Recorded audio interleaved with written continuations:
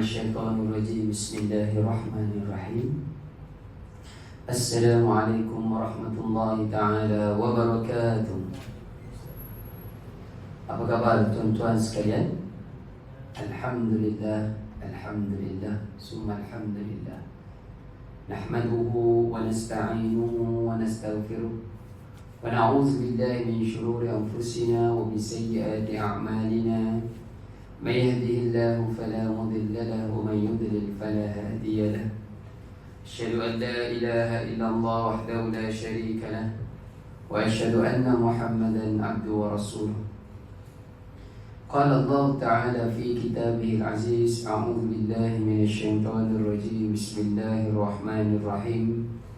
يا أيها الناس اتقوا ربكم الذي خلقكم من نفس واحدة وخلق منها زوجها وبث منهما رجالا كثيرا ونساء واتقوا الله الذي تساءلون به والأرحام إن الله كان عليكم رقيبا. وقال الله تعالى: والذين جاهدوا فينا لنهدينهم سبلنا وإن الله لمع المحسنين.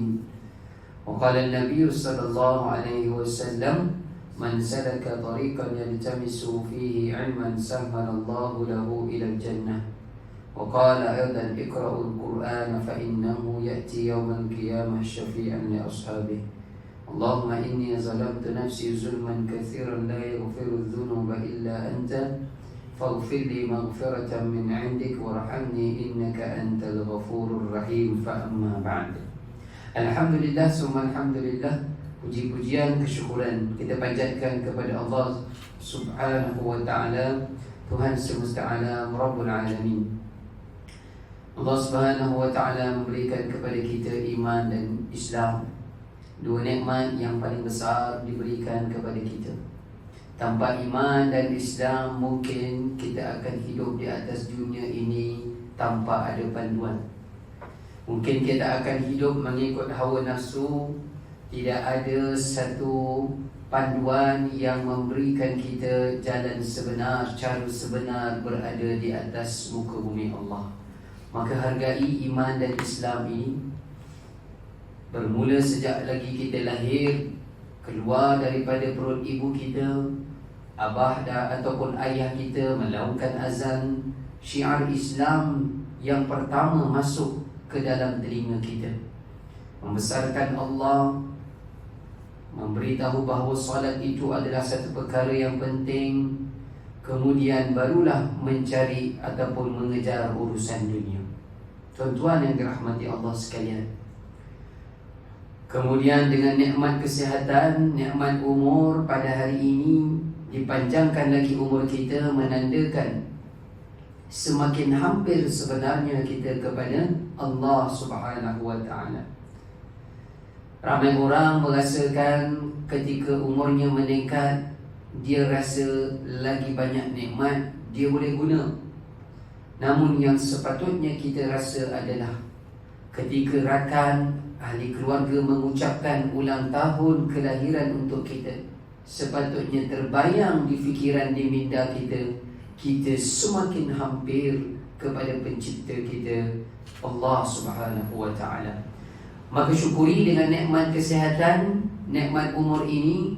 Dengan tidak lain, Allah meminta kepada kita memperbanyakkan amal ibadah serta mempertingkatkan amal ibadah. Selawat serta salam ke atas baginda Nabi SAW, ahli keluarga baginda, para sahabat, para tabi'in, tabi'in, para salafus salih. Tuan-tuan semua, terima kasih atas kesudian untuk hadir dalam majlis ilmu ini. Sementara kita menantikan solat zuhur sebentar lagi, sementara kita menantikan rakan-rakan kita yang lain, tuan-tuan, kita berada di dalam majlis ilmu, di dalam taman-taman syurga.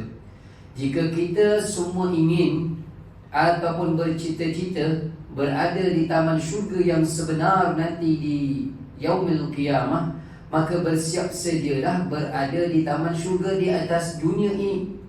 Kan? Ada yang di kalangan ulama mengatakan majlis ilmu seperti ini, tuan-tuan, di mana sahaja, di rumah tuan-tuan, di mana sahaja majlis-majlis ilmu yang memperingatkan kita dekat kepada Allah, Ini merupakan pra sebelum kita masuk ke dalam syurga yang sebenar. Jadi tuan-tuan telah memilih untuk menjadi insya-Allah yang dah tidak sabar-sabar untuk berada pada syurga yang sebenar. Allah Azza wa Jalla akan mendoakan, Allah Azza wa Jalla akan mengampunkan dosa kita, Allah akan melimpahkan rahmat kepada kita dan ketenangan kepada kita. Itulah yang didoakan oleh para malaikat. Kata Nabi SAW, bagi mereka yang berada di dalam majlis ilmu, taman-taman syurga, maka para malaikat akan mendoakan keampunan untuk mereka itu, akan mendoakan kerahmatan untuk mereka itu, dan juga ketenangan sakinah. Amin ya Rabbal Alamin. Terima kasih saya ucapkan kepada Tuan Adif yang sudi menjemput saya untuk hadir di tempat tuan-tuan ini. Kali pertama lah kiranya yang menggantikan yang sepatutnya jauh lebih layak. Untuk pengetahuan tuan-tuan, ke mana sahaja saya pergi untuk kuliah ataupun tazkirah, saya akan membawa dua topik ataupun dua tajuk. Yang pertamanya tadabbur dan tadzakur, yang keduanya adalah sirah. Menggunakan kalau sirah itu menggunakan kitab Ar-Rahiqul Makhtum. Kalau tadabbur dan tadzakur ini mungkin ada di kalangan tuan-tuan yang pernah lihat My Quran Time. Pernah lihat mungkin kan di TV Al-Hijrah, ataupun pernah dengar mungkin program My Quran Hour tu kan. So jadi daripada Tuan Fazrul dalam buku beliau seperti yang saya pegangkan ini telah ditulis, telah beliau kumpul untuk memudahkan kita. Tapi sayangnya buku ni dah tak ada macam ni lah. Dah lambat dah. Siapa suruh lambat beli tuan-tuan? Dah tak ada. Dia ada, tapi dia dah buat cetakan lain, nipis sangat, kecil dah pula. Bila saya tanya, kecil macam ni, nipis dah pula. Bila saya tanya kepada Tuan Fazrul dalam My Quran Time tu kan, saya sama tim dengan dia. Saya tanya kenapa dah dinipiskan, dah dikecilkan.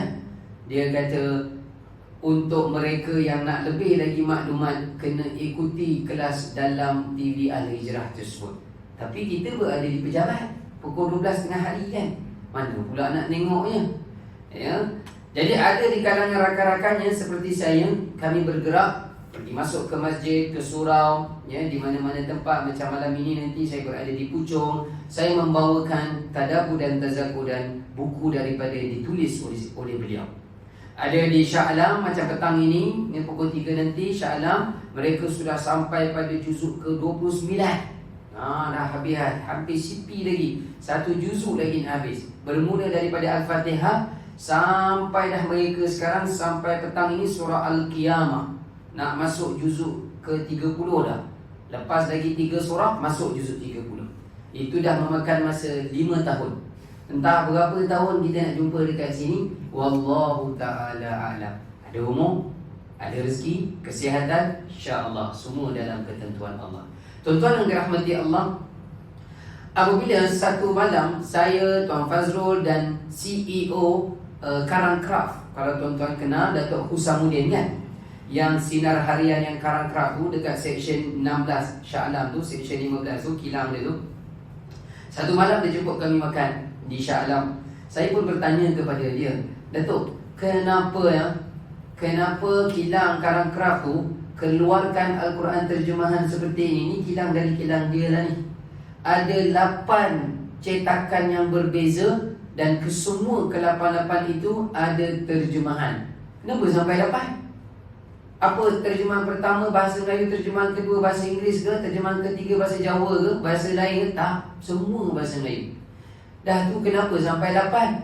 Tuan-tuan yang dirahmati Allah, matlamat dia tidak lain tidak bukan, dia kata, biarlah saki-baki umur yang saya ada, sedikit modal yang saya ada ini, bukan untuk keuntungan tuan-tuan. Ni RM35 je. RM35 ni kalau masuk Tesco, Lotus sekarang kan, kalau masuk Giant, apa yang dapat bawa keluar masuk supermarket? RM35 pergi makan tengah hari lunch ni, bawa kawan sekali, tak cukup ni. RM35 jadi harga Quran ni. Jadi dia kata, tak lain tak bukan Ustaz, bukan keuntungan saya kejar. Kalau nak buat keuntungan, banyak lagi benda lain saya boleh modalkan. Tetapi saya nak pastikan Matlamat dia yang pertama adalah pada ayat 29 dalam surah Sad. Kita akan pergi lihat terus. Tuan-tuan yang dirahmati Allah, apa kata Allah di dalam surah Sad ayat ke-29? Tuan-tuan, ayat ini sangat-sangat penting untuk kita. Kita ni dah pula lelaki depan saya semua 5 orang ni termasuk saya. Kita ni adalah ketua keluarga, tuan-tuan. Apabila kita ketua keluarga, kita ada amanah. Kalau takut memegang amanah, jangan pegang tangan Tok Kadi angkat nikah dulu. Jangan berani. Saat seorang lelaki berani memegang bakal ayah mertuanya tangan tu, ataupun berani berjabat tangan dengan Tok Kadi tu, saat itu dia akan berhadapan ataupun sepatutnya dia bersedia dengan amanah yang akan dipikul. Dia bukan nak bawa sebulan 2, bukan setahun 2, bukan macam kita bekerja ada tarikh nanti kita boleh tahu 60 tahun saya nak minta pencen. Tak, bukan sampai 60 tahun. Selagi nyawa dikandung badan.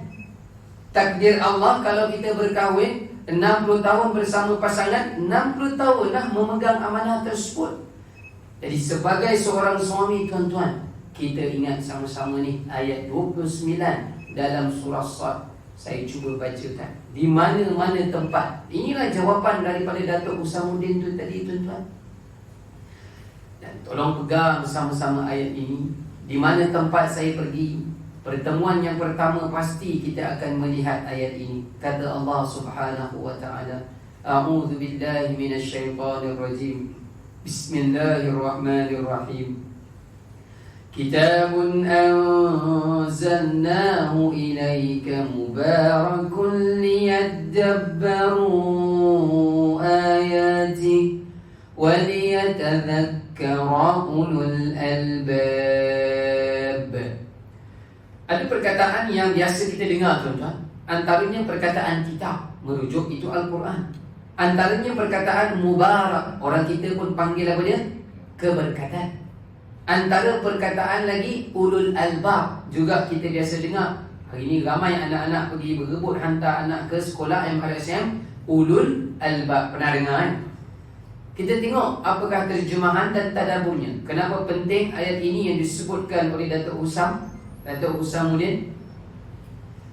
Kitab Al-Quran ini yang kami telah turunkan kepadamu, wahai Muhammad, penuh dengan keberkatan.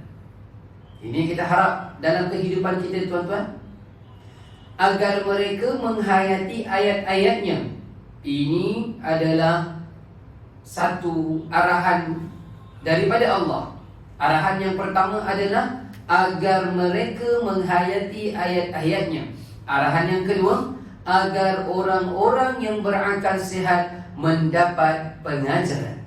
Tuan-tuan yang dirahmati Allah, saya cuba untuk kita sama-sama fahamkan lagi ayat ini. Rupa-rupanya jawapan daripada Datuk Husamuddin itu tadi adalah dia nak biarlah 8 terjemahan daripada kilang percetakan dia itu. Kalau ada seorang bagi datang, si A kata macam tak sesuai lah yang diterjemahan untuk saya, harapnya dia pergi cari cetakan yang kedua, kod sesuai untuk dia, lagi ringkas mungkin. Ataupun ada orang yang nak lagi mendalam, pergi yang cetakan ketiga. Tuan-tuan, kalau pergi ke kedai-kedai buku, cuba cari Al-Quran Amazing, Quran Amazing, lagi besar. Kalah dalam sahih tabalnya pula. Harga tak mahal mana, RM140 lebih kurang begitu. Itu paling deep, paling dalam. Kalau baca tu, besok boleh peganglah mikrofon ni tazkirah. Tapi dah terjemah dalam bahasa Melayu. Untuk apa, tuan-tuan? Kita membaca Al-Quran pada hari ini tak boleh hanya sekadar kejar khatamnya. Tak cukup. Itu bukan matlamat dalam ayat ini. Jadi, jika ada rakan kita yang bukan Islam tanya kepada kita, datang kepada kita, Firdaus, rumah saya dekat taman, dekat dengan surau, dekat dengan masjid. I pun jadi mau nak tanya sama you, nak tanya, setiap Khamis malam Jumaat pukul 8 je ada satu bunyi tu macam nasyid, dan saya rasa you all baca Al-Quran. Apa tu surah malam Jumaat mesti kena baca? Orang kita baca apa dia? Yasin kan? Jadi dia dah duduk situ mungkin 10-15 tahun. Dan telinga dia tangkap. Pukul 8 je Khamis malam Jumaat mesti bunyi tu Yasin. Ayat kedua ketiga dia dah tak boleh tangkap. Sekarang dia bertanya kepada saya, Firdaus, apa yang you all baca tu setiap pukul 8 malam Jumaat tu? Tiba-tiba saya tak ada jawapan, tuan-tuan. Saya kata, kami baca Yasin. Rasa-rasa dia faham tak jawapan macam tu? Dia tak faham. Dia nak apa yang kita boleh jelaskan kat dia adalah, oh, cerita Yasin ni ada cerita tentang dakwah. Cerita dalam tu ada cerita satu kaum di Antakya. Ada 3 rasul datang dekat situ. Seorang pemuda pergi datang kepada penduduk, cepat-cepat pergi ikut 3 rasul tersebut. Dalam tu juga ada cerita tentang penghujung nanti hari akhirat. Orang Islam kena percaya ada hari akhirat, hari yang terakhir. Maksudnya selepas kita semua ni mati, kita tak mati begitu saja. Nanti akan dibangkitkan. Nanti ada yang masuk neraka, ada yang bahagia masuk syurga. Dia nak dengar apa yang kita baca tu faham ataupun tidak. Tetapi bila mana, tuan-tuan, kawan-kawan kita yang bukan beragama Islam tanya kepada kita apa yang kita baca dan kita menjawab dalam keadaan tidak meyakinkan dia, dia menjadi bahaya kepada agama kita semula. Dibimbangi dia akan kata pula, bila kita tidak ada jawapan yang tepat, dia akan kata pula, kalau macam tu, yang dibaca selama 15 tahun saya duduk sini tak faham apa, lebih baik tak payah baca. Apa pula yang sedang kalian baca setiap malam Jumaat tak faham? Tuan-tuan yang dirahmati Allah, jika yang bertanya itu rakan-rakan sesama Islam mungkin okey lagi. Tetapi yang dibimbangi adalah, kita tak tahu, mungkin dalam persoalan dia itu dia sedang mencari hidayah. Kita tak mampu untuk menyampaikan hidayah tu kepada dia. Memanglah hidayah tu milik Allah, tapi kita sebagai orang Islam sampaikan, jelaskan apa itu Islam. Jika tidak mampu, macam mana dia nak dapat hidayah? Tuan-tuan, jadi ayat ini 29 ini tadi beritahu kepada kita yang pertamanya, Al-Quran ini penuh dengan keberkatan. Orang Melayu kita sebut berkat. Dia asal daripada kalimah ini juga, tuan-tuan, barakah. Huruf ba, huruf ra dan huruf kaf. Apa maksud berkat? Sebenarnya perkataan berkat yang Melayu kita sebut ini pun asal daripada perkataan Arab. Soalannya, apa maksud sebenarnya barakah ataupun keberkatan ini? Di dalam kamus Arab ke Arab memberitahu yang dimaksudkan dengan berkat, barakah ini adalah khairul kathir, kebaikan yang sangat banyak. Kebaikan yang sangat banyak, yang infinity, yang tidak ada had. Hari ini kita semua ada smartphone kan? Ada smartphone. Datang tiba-tiba ada seller ataupun salesman datang dekat office kita, mungkin daripada Selcom, dia kata khusus khas kepada orang-orang yang dalam bangunan ni sahaja. Ada berapa syarikat? 6-7 syarikat dalam ni kan. Untuk bulan ni khas istimewa, tak ada untuk pekerja lain, pejabat lain. Kami berikan unlimited, boleh pakai dengan family lagi. Bulan-bulan RM30 sahaja. 5G lagi sekarang kan. Dah mula belum 5G kat sini? Dah mula belum kawasan ni? Tak pasti. 4G pun tak sempat nak kejar. Dia bagi offer yang paling menarik. Kita pakat tak fikir panjang. Sekarang kita sign up, daftar sekarang. Sebab apa dia? Unlimited. Unlimited itu disebut dalam Al-Quran dengan perkataan barakah, mubarakun. Orang Melayu sebut berkat. Orang Melayu sebut berkat.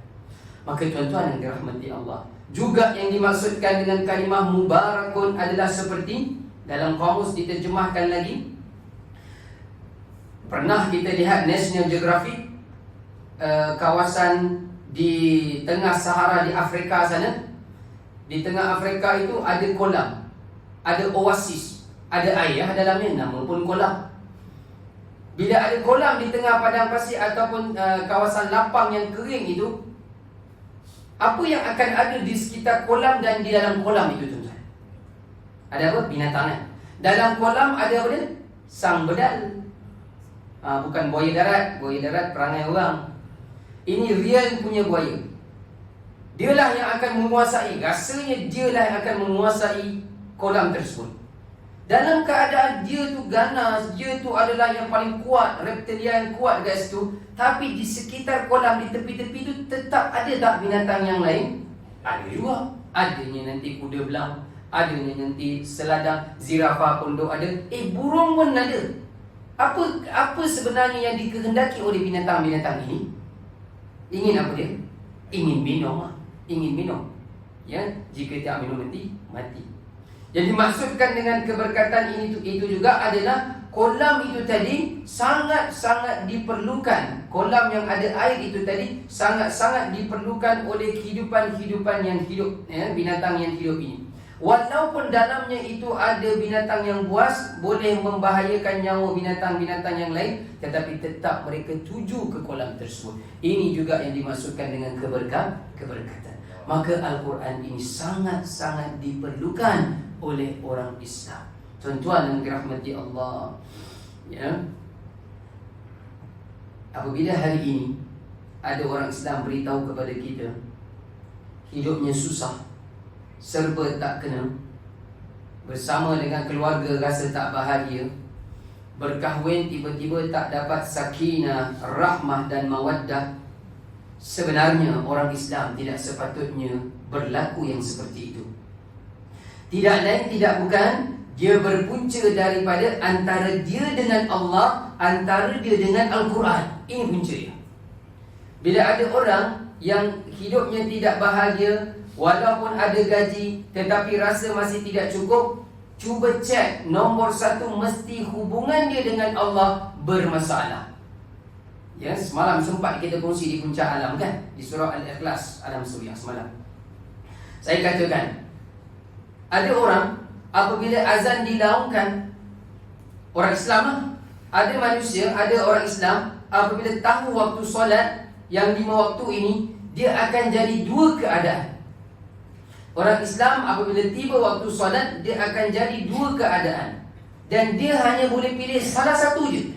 Yang pertamanya, bila tiba waktu solat, sama ada dia ingin menjadi iyyaka na'budu, ataupun pilihan yang kedua, dia nak jadi na'budu iyyaka. Pilihan ketiga tidak ada.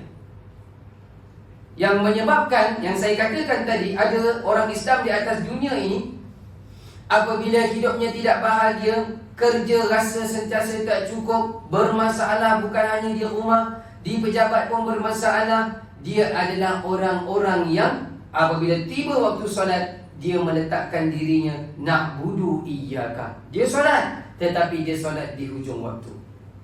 Tuan-tuan, apakah terjemahan ayat yang kita baca surah Al-Fatihah itu? Iyyaka na'budu itu hanya kepada Engkau kami sembah. Hanya kepada Engkau kami mengabdikan diri. Asal perkataan bahasa Arab dia bukan iyyaka na'budu. Asal perkataan grammar bahasa Arab adalah na'budu iyyaka. Kami sembah Engkau. Tetapi khusus dalam surah Al-Fatihah itu, Allah terbalikkan grammar Arab itu menjadi iyyaka na'budu. Nak beritahu apabila sebut tentang ibadah, Allah mesti letak nombor satu. Ketika azan dilaungkan hayya 'alas salah, maka kita sepatutnya ketepikan segala urusan dunia, tinggalkan, berhenti sebentar, menyahut seruan Allah, berdiri tegak melakukan solat, mendirikan solat. Ini baru adalah orang yang disebut sebagai iyyaka na'budu. Iyyaka na'budu, iyyaka kepada Engkau membawa maksud takhsis, mengkhususkan Allah. Ataupun bahasa, maaf saya gunakan mungkin agak kasar sedikit, tapi saya kena sebut dengan kata lain. Apabila sedang kita sibuk dengan urusan dunia kita, kita tahu masuk waktu solat, apatah lagi telinga kita yang sihat ini dengar laungan azan, tiba-tiba kita kata, nanti ya, boleh lagi solat 2.5 ataupun 3.5. Dengan kata lain, maaf agak kasar, kita sedang mentuhankan dunia, bukan membesarkan Allah. Kita membesarkan dunia. Tuan-tuan yang dirahmati Allah, itu maksud mubarakun ataupun keberkatan tadi. Kebaikan yang sangat baik, unlimited. Bayangkan seperti oasis ataupun kolam yang berada di tengah padang pasir ataupun padang yang kering di tengah-tengah Afrika sana. Kemudian Allah sebut, ini dua matlamat ya. Tadi saya sebutkan, apabila kita sebagai seorang suami, pastikan ini berlaku dalam keluarga kita. Allah Subhanahu Wa Taala perintahkan kepada kita, Yang pertamanya antara kita dengan Al-Quran, liyadabbaru ayati. Inilah yang saya sebutkan tadi, tadabbur. Apa maksud liyadabbaru ayati? Menghayati ayat-ayatnya. Tuan-tuan jujurlah, tanya sekarang kepada diri sendiri. Jujur tanya kepada diri sendiri. Apabila malam nanti, Khamis malam Jumaat, ataupun di rumah tuan-tuan baca Al-Quran, Khamis malam Jumaat baca Yasin dengan kawan-kawan di surah masing-masing kan? Jujur tanya dekat hati, jangan jawab dekat saya. Jawab dalam diri sendiri. Yasin wal Quranil Hakim, innaka laminal mursalin ala siratim mustaqim, sampai ayat yang terakhir, kun fayakun fasubhanalladzi biyadihi malakutu kulli syai'in wa ilaihi Jujur, ayat 83, ayat 1 sampai 83. Tanya hati tuan-tuan, jawab sendiri dalam hati, benarkah saya faham ayat yang saya baca itu? Tuan-tuan, agak berat soalan ini, tetapi inilah yang diharapkan oleh Datuk Husamuddin. Ataupun maaf, baru pertemuan pertama saya pakai bantai je kan. Tak boleh buat apa, kena terus terang kan. Tuan-tuan, kita ada orang bela apa? Bela burung kakak tua kan. Ajar, bagi salam ataupun good morning. Dia boleh cakap, tapi dia faham tak apa dia cakap? Dia takkan faham tuan-tuan. Dia hanya ikut saja. Maka kita membaca Al-Quran, jangan sampai ke tahap sebelum kita memejamkan mata, kita tak sempat faham Al-Quran. Ini sangat-sangat bahaya sekali, sangat-sangat menduga cita. Maka Datuk Husamuddin tadi, ini harapannya yang pertama, agar orang Islam di bumi Malaysia ini baca Al-Quran. Tolong tengok, saya dah terjemahkan, dia dengan tim dia bersama, R&D apa semua dapat daripada JAKIM kelulusan. Baca Al-Quran hari ini, walaupun satu muka surat, tengok terjemahan di kanan dan di kiri. InsyaAllah ini adalah tujuan untuk kita pergi pada level yang pertama. Nama level itu adalah tadabbur, menghayati. Mustahil kita bukan anak orang Arab. Mustahil tanpa melihat terjemahan tiba-tiba kita kata kita boleh menghayati. Mustahil. Kita bukan anak orang Arab. Ya. Maka untuk cara yang pertama antara kita dengan Al-Quran, namanya tadabbur. Untuk capai tadabbur ini, cabar diri kita, kena buat bermula hari ini. Jangan tangguh tuan-tuan, perlahan-lahan kita lihat Al-Quran beserta terjemahan. Kemudian arahan yang kedua pula dalam ayat 29 ini, kata Allah, waliyatazakkara, ambil pengajaran. Tuan-tuan, ini level yang kedua. Untuk level tazakkur yang kedua ni, namanya adalah ambil pengajaran. Mustahil level tazakkur ini seseorang itu boleh capai tanpa dia menghayati dahulu ayat yang dibaca.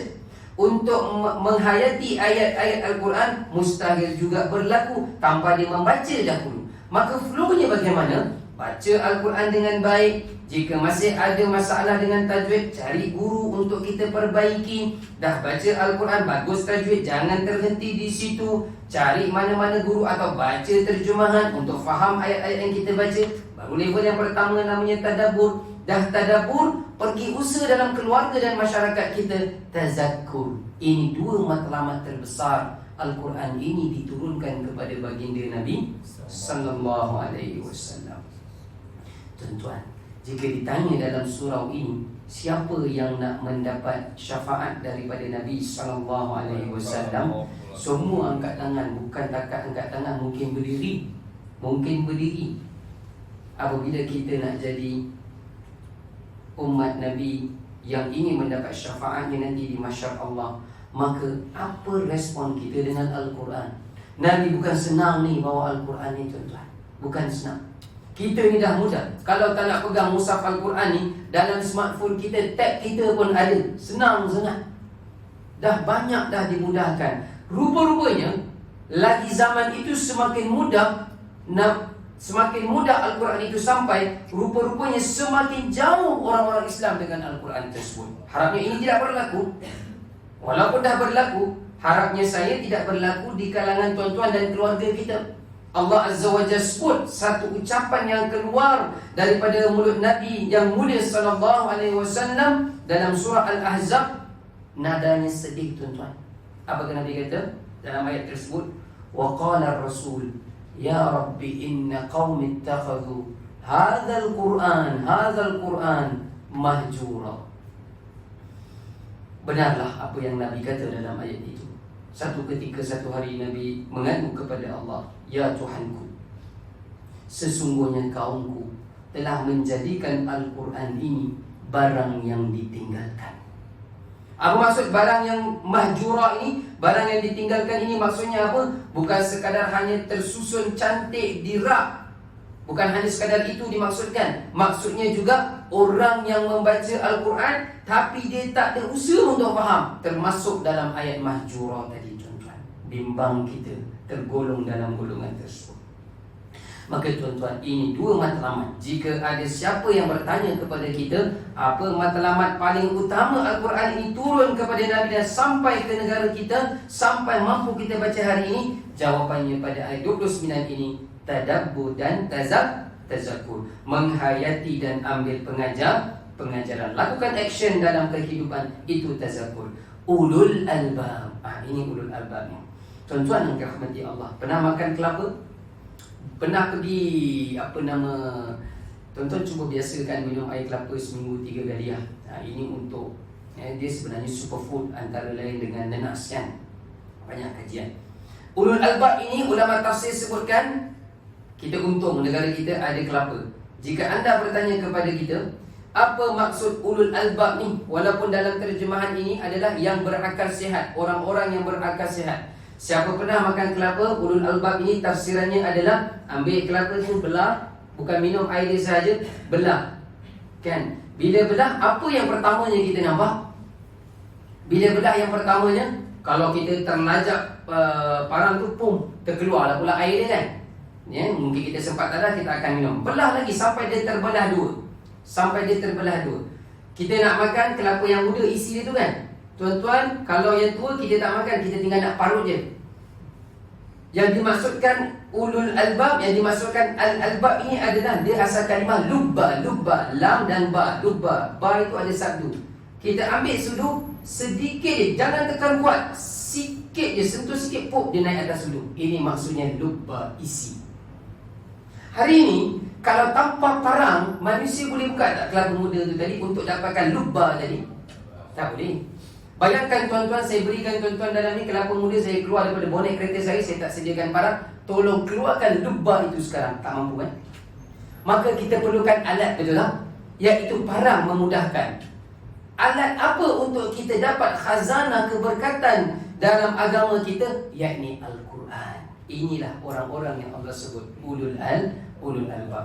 Bagi mereka yang melakukan tadabbur antara dia dengan Al-Quran, bagi orang-orang yang tazakkur antara dia dengan Al-Quran, maka dia Allah sebut orang-orang ulul albab yang akan merasai manisnya jadi seorang Islam.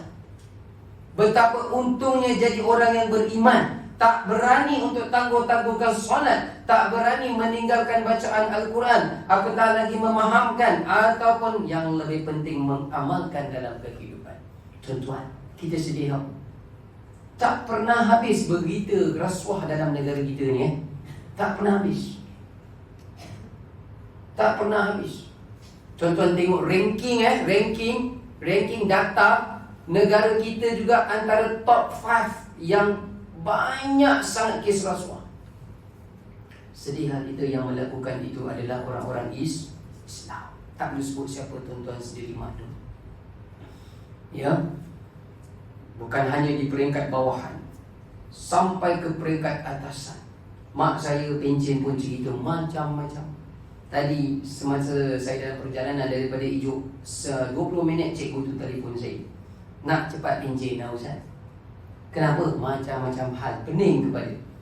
Tuan-tuan, seronok tak kena kita kerja pening kepala banyak?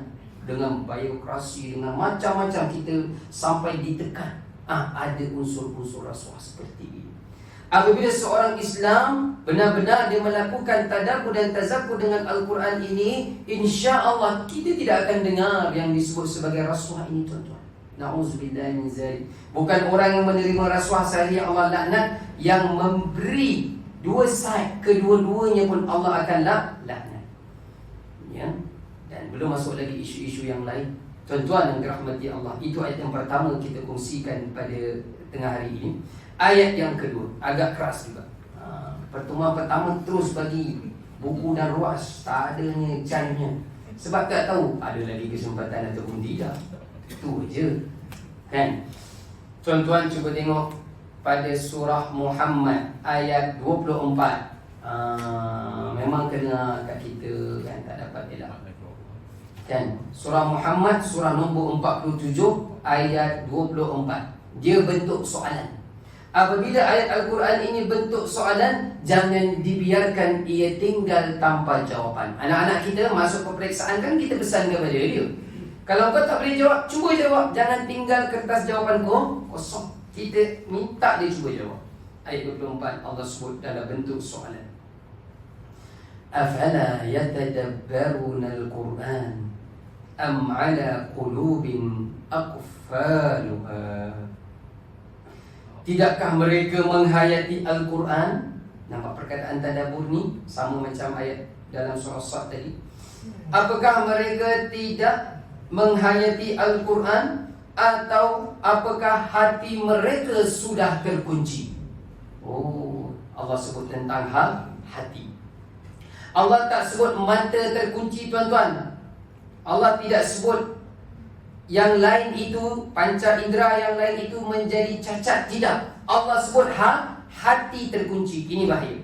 Allah tanya kepada kita, tuan-tuan, Al-Quran dah sampai, kita pula boleh baca, banyak kemudahan untuk kita faham Al-Quran. Allah tanya sekarang, apakah mereka itu, mereka ini itu orang Islam, apakah mereka itu tidak menghayati Al-Quran, ataupun hati mereka telah terkunci? Dengan kata lain, dengan susunan perkataan yang lain, orang-orang yang sengaja membiarkan hatinya, dirinya, sengaja membiarkan dirinya untuk tidak usaha mentadabbur, menghayati ayat Al-Quran, dia sebenarnya membiarkan hatinya terkunci. Sebab tu berlakunya rasuah tadi, tuan-tuan. Sebab tu berlakunya suami sampai sanggup memukul isteri. Sebab itu sampai sekarang berita macam-macam, yang anak pergi tikam ayah, pergi tikam emak, adik-beradik yang terjun daripada Jabatan Pulau Pinang. Jabatan Pulau Pinang tu kalau dia boleh bersuara, pening kepala dia kan. Dia tak bersalah, tetapi dijadikan alat untuk orang membunuh diri. Puncanya apa, tuan-tuan? Orang Islam hati terkunci. Kenapa terkunci? Dengan Al-Quran tidak ada usaha untuk menghayati. Tuan-tuan, ayat ini adalah satu ayat yang praktikal. Allah mencabar kita. Antara kita dengan Al-Quran, adakah ada usaha untuk menghayati, ataupun perkataan lain, memahami? Contoh begini, ni kan, saya baru pertama kali masuk surau ni kan. Lepas tu, nanti tiba-tiba saya plan nak solat sunat. Tiba-tiba sedang saya sujud, gelap pula surau ni. Rupanya saya solat lama sangat. Jemaah yang pegang kunci kat sini, AJK pun lama sangat. Ustaz ni tinggalkan jalan dia, pandai-pandai lagi nak keluar, dia pun kunci. Tuan-tuan rasa saya akan rasa risau, gelabah, ataupun rasa pusing ke? Tuan-tuan kunci dan tutup lampu ni, saya seorang dalam ni, saya tak perlu takut. Kerana saya ada nombor telefon Tuan Adif. Ni pasal apa sabotase saya kan? Sebab saya ada alat untuk saya keluar, betul tak? Saya bukan ada kunci, tetapi saya ada cara. Mungkin dia terlupa, mungkin ada orang tak perasan. Surau ni tak besar mana, maksudnya perasan. Contoh kalau besar, tiba-tiba ada AJK yang tak nampak, saya di satu sudut, mereka kunci. Saya tak perlu risau kerana saya ada alat menghubungi pihak AJK buka semula. Yang dibimbangi adalah saya pun ada nombor Tuan Adif, tetapi internet tak ada, kredit pun tak ada. Habis dah, saya tunggu dah sini sampai orang buka nanti asal. Sedangkan kita ada kerja lain lepas sini, saya nak ke Shah Alam. Penting tak ada hubungan dengan seseorang ataupun alat lain untuk kita selamat, supaya kita tidak terkunci. Ini penting. Begitu juga kita apabila nak jadi seorang hamba Allah yang bahagia, yang aman, tak ada masalah di atas muka bumi ini, maka kita perlukan alat agar Allah sentiasa membahagiakan kita. Alatnya tidak lain tidak bukan adalah Al-Quran. Tuan-tuan, pegang baik-baik ayat 24 ini. Allah bertanya kepada kita, maka setiap pertanyaan daripada Allah itu jangan kita biarkan dia tanpa sebarang jawapan. Apa jawapannya? Jawapannya datang daripada siapa? Daripada kita. Bagaimana cara kita menjawab? Bermulalah tuan-tuan dengan segera mencari Al-Quran dan berusaha untuk kita faham. Itu ayat yang kedua. Tuan-tuan yang dirahmati Allah, yang terakhir pada minit yang terakhir, izinkan saya untuk ayat yang terakhir, iaitu pada surah Az-Zukhruf. Ini 3 ayat merupakan 3 ayat yang penting mesti saya sebutkan untuk pertemuan yang pertama di mana-mana tempat saya pergi.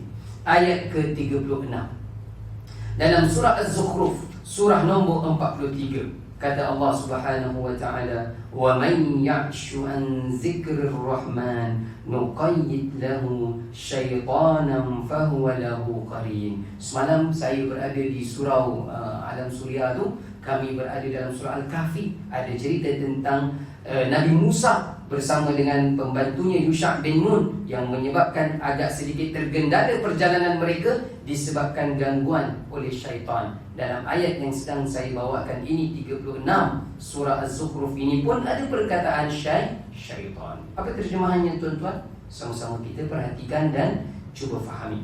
Kata Allah, dan barang siapa yang berpaling daripada pengajaran Al-Quran, sebut tentang Al-Quran tadi. Dan barang siapa yang berpaling daripada pengajaran Allah yang Maha Pengasih, yakni Al-Quran, maka nescaya kami akan biarkan syaitan menyesatkannya dan menjadi teman karibnya. BFF kan orang sebut sekarang kan. Tuan-tuan dirahmati Allah, dalam ayat ni banyak sebenarnya boleh kita rungkaikan. Saya cuba ringkas dan harap tuan-tuan boleh faham. Di awal ayat 36 ini, kalimah yang pertama dalam ayat 36 ini Allah sebut waman. Man itu, mim dan nun yang bersambung itu, dia membawa maksud siapa saja, sesiapa saja di atas dunia ini, tak kira lah Melayu ke ataupun bukan Melayu ke, dia besar mana umurnya, dewasa ke kanak-kanak, orang tua ke, bila antara dia dengan Al-Quran, dia bersifat yakshu. Dalam ayat ini ada kalimah yakshu. Yakshu ini juga ditafsirkan maksudnya adalah mencari Al-Quran pada waktu-waktu yang tertentu dia kita membacanya. Kenapa tak baca Al-Quran hari ini? Kan malam semalam saya dah baca.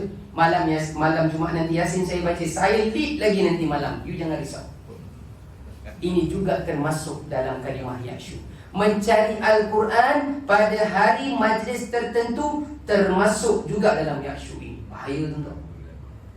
Juga yang termasuk juga dalam kalimah yakshu ini juga adalah membaca Al-Quran sekadar membaca di bibir. Bila ditanya apa faham pada ayat yang anda baru baca, tak faham, termasuk dalam yakshu ini juga.